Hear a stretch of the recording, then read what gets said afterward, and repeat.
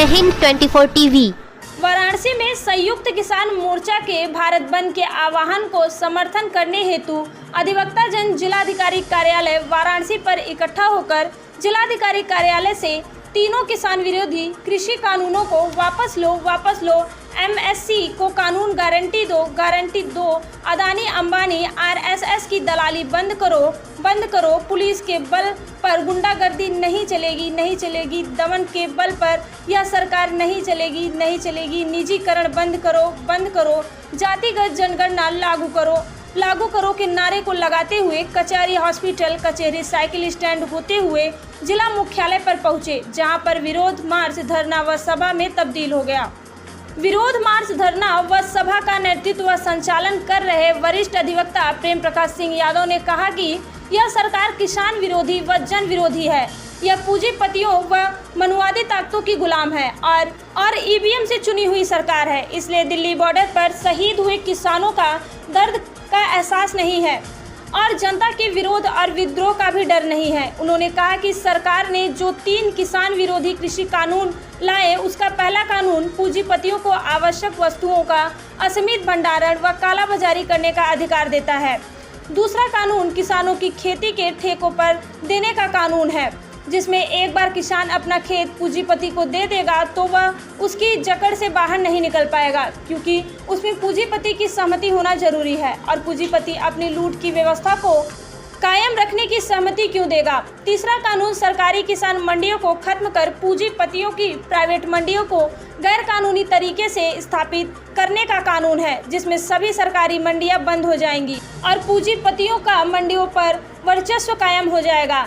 इसलिए किसान 1 साल से ज़्यादा समय से दिल्ली के बॉर्डर पर अपनी खेती, किसानी व आमजन के हक सम्मान के लिए लड़ाई पर डटा हुआ है, जिसमें सैकड़ों किसान की शहादत हुई।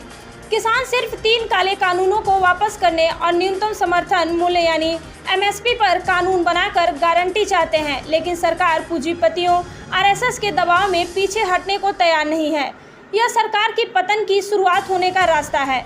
जब तक सरकार पीछे नहीं हटेगी, किसान आंदोलन के समर्थन में हम लोग का आंदोलन जारी रहेगा और ज़रूरत पड़ेगी तो हम लोग बनारस से पूर्वांचल की कचहरी को बंद कराकर सरकार की ईंट से ईंट बजाने का भी काम करेंगे और 2022 के चुनाव में पूरा समाज किसान विरोधी, जन विरोधी सरकार के खिलाफ लामबद्ध होकर इसको उसकी औकात बताने का काम करेगी।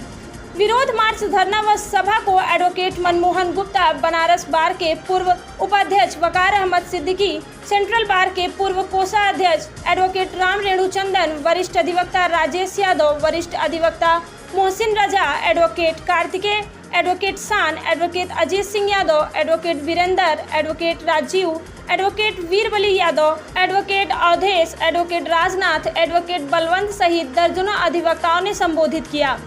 विरोध मार्च, सभा व धरना में जिलाधिकारी के प्रतिनिधि अपर नगर मजिस्ट्रेट चतुर्थ को 4 सूत्री ज्ञापन दिया गया, जिसमें तीनों कृषि कानून की वापसी, एमएसपी पर कानून गारंटी, जातिगत जनगणना कराने व निजीकरण बंद करने की मांग की गई। देखिए संतोष कुमार सिंह की रिपोर्ट। किसान विरोधी कृषि कानून वापस लो, एमएसपी की गारंटी करो, एमएसपी की गारंटी करो, इनकलाब जिंदाबाद, जिंदाबाद जिंदाबाद, इनकलाब जिंदाबाद, जिंदाबाद जिंदाबाद। दमन के बल पर यह सरकार नहीं चलेगी, नहीं चलेगी, दमन के बल पर यह सरकार नहीं चलेगी, नहीं चलेगी, पुलिस के बल पर गुंडागर्दी नहीं चलेगी, नहीं चलेगी। इनकलाब जिंदाबाद। प्रेम प्रकाश सिंह यादव एडवोकेट है, हम लोग अधिवक्ता जन वाराणसी से हैं। हम लोग आज जो किसान विरोधी 3 कृषि कानून हैं, उन तीनों कृषि कानूनों के वापसी के लिए और एमएसपी की गारंटी के लिए, जातिगत जनगणना के लिए और निजीकरण के खिलाफ में जो आज किसानों का आंदोलन हो रहा है, भारत बंद का आह्वान है, उसके समर्थन में आज यहाँ पर हम लोग मार्च करके आए हैं और जिला मुख्यालय पर जिलाधिकारी के माध्यम से राष्ट्रपति को ज्ञापन देंगे। क्या मूल मांगे हैं आपकी? हम लोगों की जो है मुख्य रूप से 4 मांगे हैं। तीनों कृषि कानूनों को वापस करने के लिए और एमएसपी की गारंटी के लिए, जातिगत जनगणना के लिए और जो निजीकरण कर रहे हैं, जिसका निजीकरण में आपने देखा कि अडानी के बंदरगाह पर जो 14,000 करोड़ का 21,000 करोड़ का हीरोइन बरामद हुआ जो है, तो निजीकरण बंद करके हमारे लोगों को जो है SC BC माइनॉरिटी के लोगों की संख्या के हिसाब से उनकी भागीदारी सुनिश्चित करने के लिए हम आज जो है किसान आंदोलन के समर्थन में भारत बंद के आह्वान पर आज हम लोग ज्ञापन के माध्यम से राष्ट्रपति को पत्र। अच्छा, ये मांगे नहीं पूरी होती तो इसके आगे आप क्या करेंगे? अब देखिए, आपको आपके चैनल के माध्यम से हम बताना चाहते हैं कि आंदोलन की वह ताकत है जिस आंदोलन के ताकत के सामने सरकार को झुकना पड़ेगा।